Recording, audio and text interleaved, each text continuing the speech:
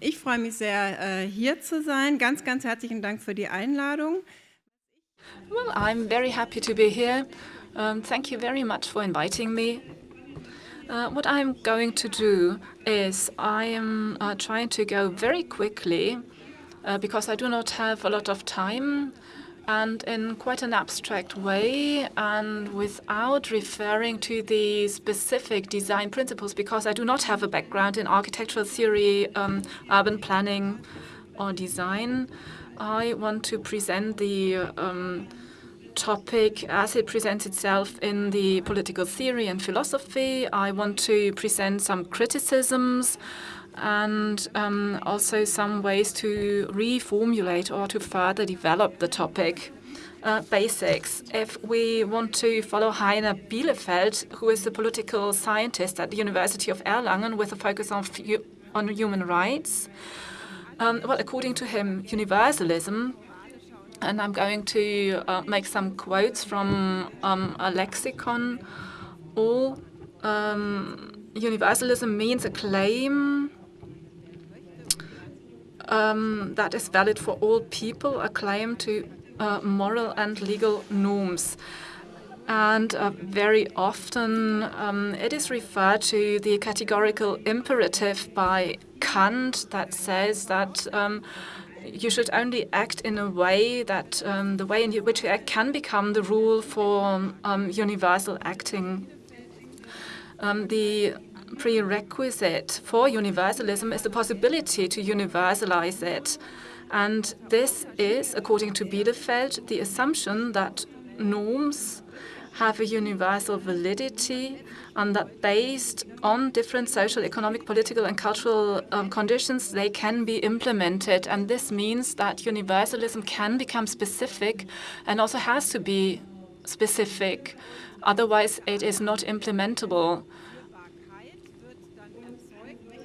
And such an assumption of the possibility to universalize is generated by a process of universalization, which is a hypothetical procedure to evaluate moral and legal suggested norms to find out if they can be imagined as universal norms. And you all know that the counter term for it is particularism, which means the specific. And this is also quite interesting if we look at philosophical positions on universalism, that also the advocates of universalism do not necessarily assume that always everybody and everything is included when they speak about universalism. For instance, the question about the reach, the context of this claim is not clear from the very start. It is possible to include all people worldwide, then you would call it cosmopolitanism. But there are also universalisms that are limited to a certain context, for instance, to the context of a certain country. For instance, universal suffrage is normally only seen within national borders. And there is also a group of people. If we think once again of universal suffrage, this is limited to grown-up people. Children do not have the right to vote, and teenagers do not have the right to vote, even if we call it universal suffrage. And that brings me to my second point, the criticism, because it seems that not everybody and everything is implied in universalism. And this raises the question, what does universalism really mean if it is not really universal? And if it has to manifest itself in a specific way, what are the implications of this? And, well, what are the consequences of this? And probably there will be differences for different people. There will be those who benefit from it and others who do not benefit from it. And this brings me to the second part of the criticism. I would like to first raise 4 different objections to universalistic ways of thinking. And the first one is the criticism that universalism is too abstract, too little specific. And this is a criticism with which especially in the context of ethics and philosophy is often raised. And the idea would be that too many of its principles are formulated in too abstract a way that it is not linked to actual life, to local context, conditions, etc., which means that it is not specific enough so that it cannot really be implemented in the practice.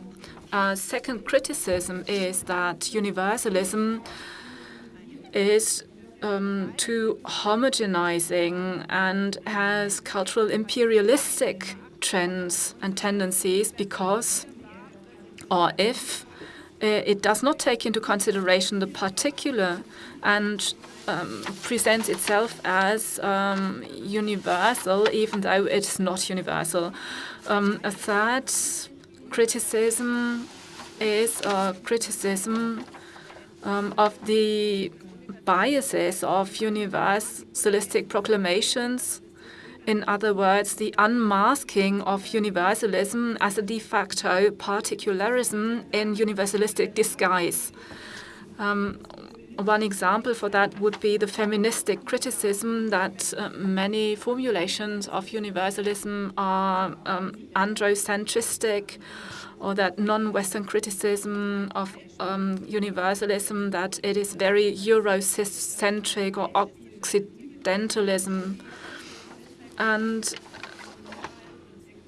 both these, a feministic criticism and the non-Western criticism, also say that very often universalism and the rights that are formulated based on universalism are linked to a concept of the autonomous individual person. And for instance, one criticism brought forward against this is that this kind of individualism, or it is brought forward against this individualism, that human beings live within a certain framework of references. There are older people who need care, others who have to care for them, etc. And universalism doesn't take this into consideration. And it is also brought forward against universalism that this is often a very Western-centered ethics and not one which looks more into the different relations and interrelations. So this was the criticism of bias. And then there's the fourth standard criticism. And this is a criticism to the de facto exclusivism of universalistic proclamations, which means that these proclamations seem to be universalistic but do not include everybody. And this is also true when the formulations are neutral and do not show a certain bias, but implicitly are supplemented with other elements that are biased.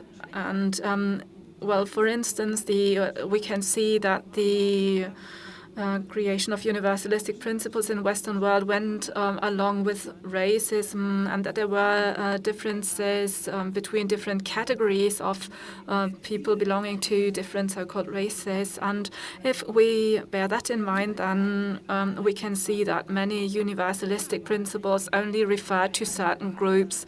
For instance, the declaration of the universal suffrage that had very long been the right to vote only for men.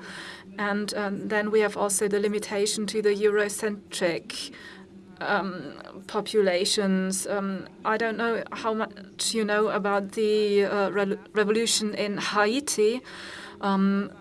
Not long after the French Revolution, there was a revolution in Haiti, and it was enslaved black people who said, well, wonderful, we are all equals, and we want to have this equality. And, well, it turned out that France had not understood it in this way, that they,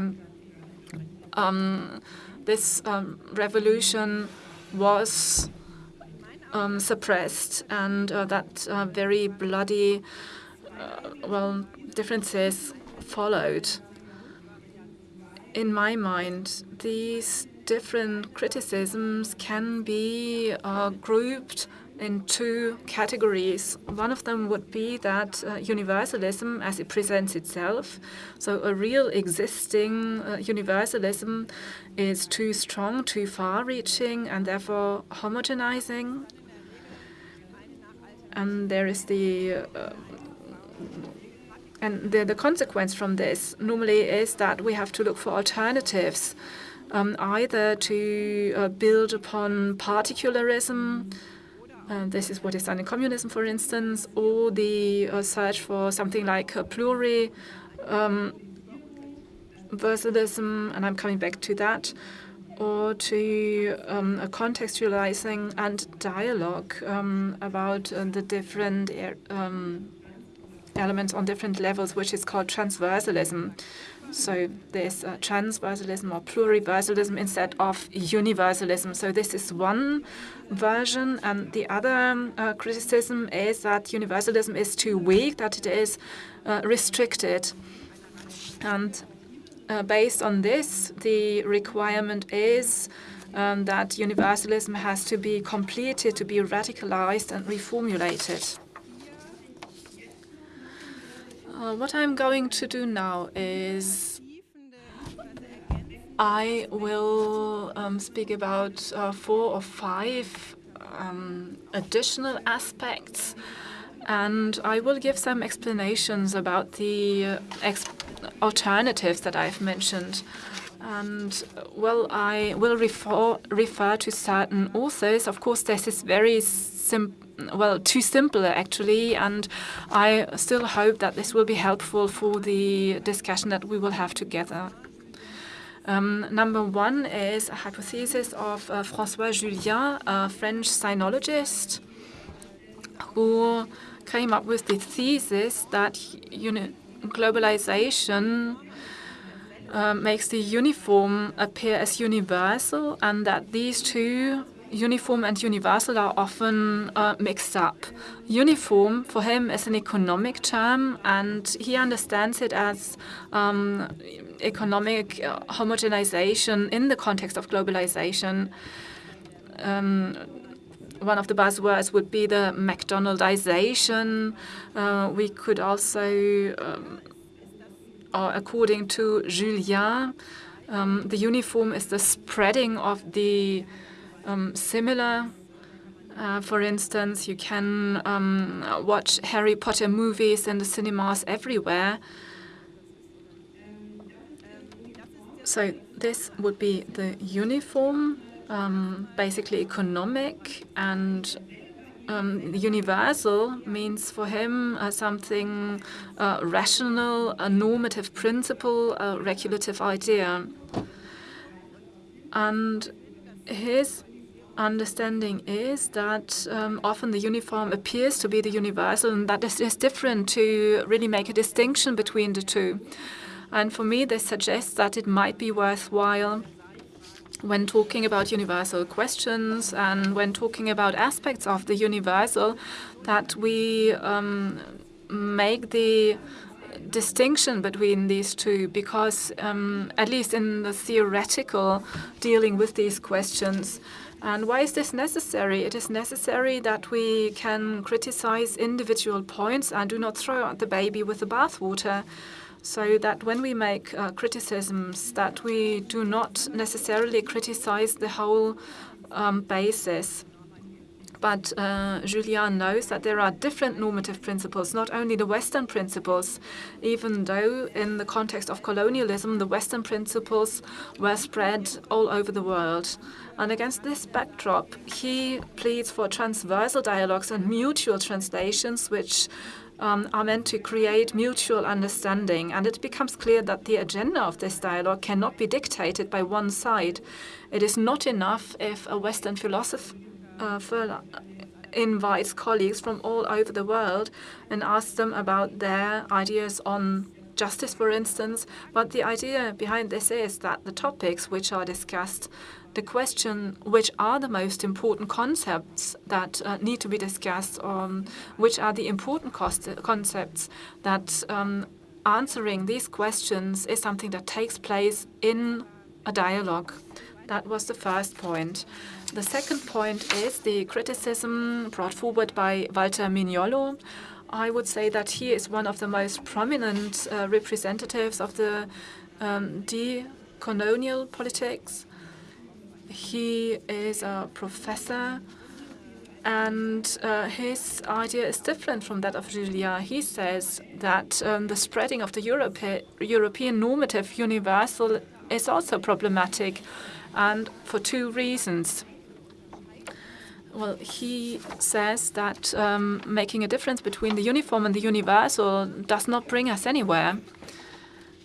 And he says that because he says that the analytical decoupling of the normative side of modernism from its colonial basis cannot be part of the solution because it is part of the problem. Problem that he calls the colonial modernism, or the problem of the colonial modernism. He calls it modernity, coloniality. And his idea is that these two, modernity and coloniality, are intrinsically linked to each other, have always been, and that therefore it is not possible to separate them because they are historically linked to each other. And so for him it is not meaningful to make a distinction between the two of them and to deny the colonial basis. And therefore, in his opinion, it does not make sense to separate these two aspects. For him, that would mean that denying that there is a link between the two, and would so mean to reproduce the functional principles of modernity and coloniality. So selective appropriation is not possible for him, and therefore the wrong way to go. But there is a second reason why, in his opinion, the spreading of the universal is problematic. It is that European colonialism went along with the devaluation and destruction of non-European cosmologies, thinking and normative systems. And if we use the terminology of Julien, we could say that the extension of the similar took place on a knowledge level and not on the level of goods and consumption. And based on this, he pleads for rehabilitating alternatives, and his target perspective would be pluriversalism, in which the different cosmologies and perspectives can exist next to each other, which contributes to overcoming Western epistemic hegemonies. So this was the second point. The third is about Philippe Descola, an ethnologist from France. And his hypothesis is, and this brings me already to the second category of criticism. The first two were more referring to the imperialism criticism, and now about the second category of criticism, that universalism often is too narrow, too exclusive. And Descola says that universalism often is not only androcentric and Eurocentric, but also anthropocentric. Which means it refers to the human being. Descola is an ethnologist, as I said, and he worked a lot in Amazonia. And his thesis is that Western thinking makes a clear distinction between nature and culture, between the human and the non-human. In philosophical terms, this is not without alternatives. And also empirically, this is not without alternatives. So this is his idea, or his basic idea. And he shows how in Amazonia alternatives are presented, that there are other ideas which focus more on the combining of the human and the non-human, which do not make such a clear difference between humans, animals, plants, etc. So that, for instance, certain persons are linked to certain animals, to certain plants or other things, but that the difference is not humans, non-humans. And if we look at it from this point of view, then we can see that the European principles are very anthropocentric. So this is his criticism.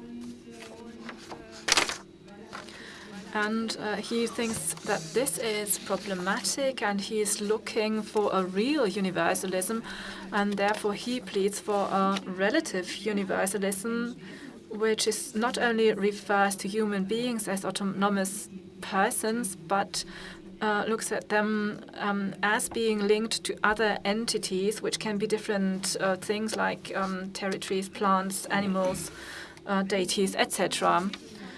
Fourth, a thesis by Ernesto Laclau, political theoretical scientist, and in his book he made a point which is also shared by others, which is that universalistic principles should not be given up, but that they should be used in emancipatory intentions, because they can serve to show the limitations of universal rights to exclusive or particular groups of populations as incoherent.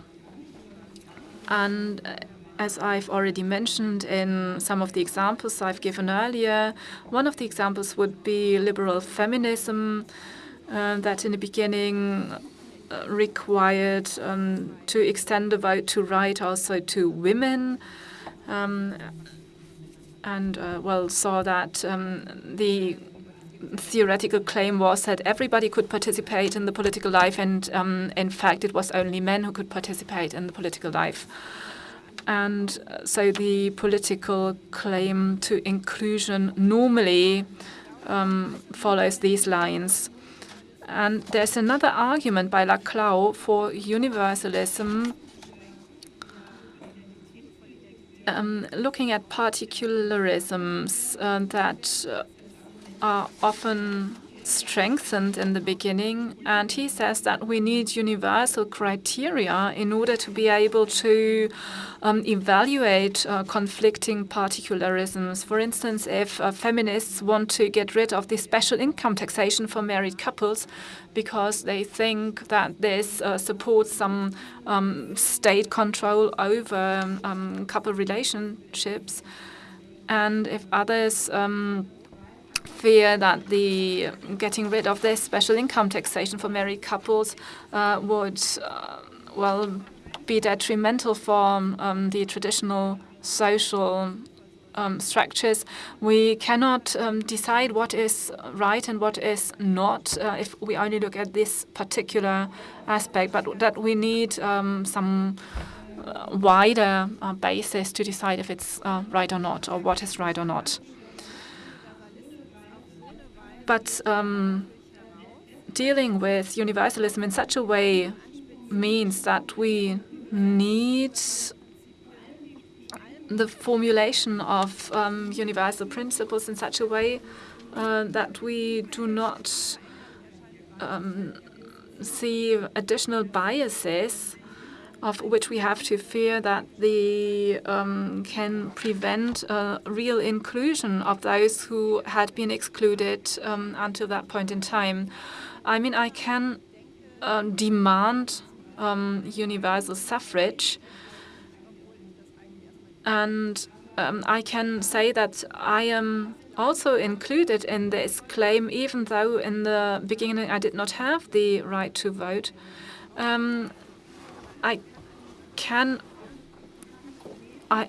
It is problematic to use universalism if it seems to be limited in such a way that my personal inclusion cannot go against this. So the bias should not lead to exclusion. And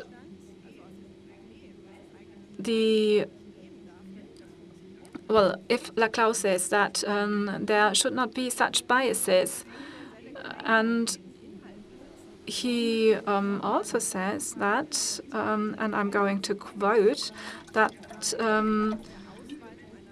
the universal is the ever-receding horizon, which results from the extension of an unlimited chain of equivalential claims. And he also says that universalism is not in line with particularity and still cannot exist independent of the particular. And he also says that different groups compete with each other in order to give to their own particularisms the function of universal representation. And this is what he calls democracy. So in his opinion, there should not be a specific formulation, but certain universalistic principles or universalism should be presented in different contexts. And so if we are all in favor of justice, then does not mean necessarily that we all know what it really means. We could think that something is unfair and others think it is the fair way to do with it. And this is depending on our form of life. And of course, this is true for all political aspects. And this is, for Laclau, important that this is open, because if specific particularism defines what universalism should be, then the biases are unavoidable, and then the emancipatory use of the universal as pattern for politics in order to achieve more justice is not possible anymore. And this brings me to my last point. Very briefly, James Ingram, who works at the McMaster University near Toronto, he wrote a book entitled Radical Cosmopolitics, The Ethics and Politics of Democratic Universalism. And similar to Laclau,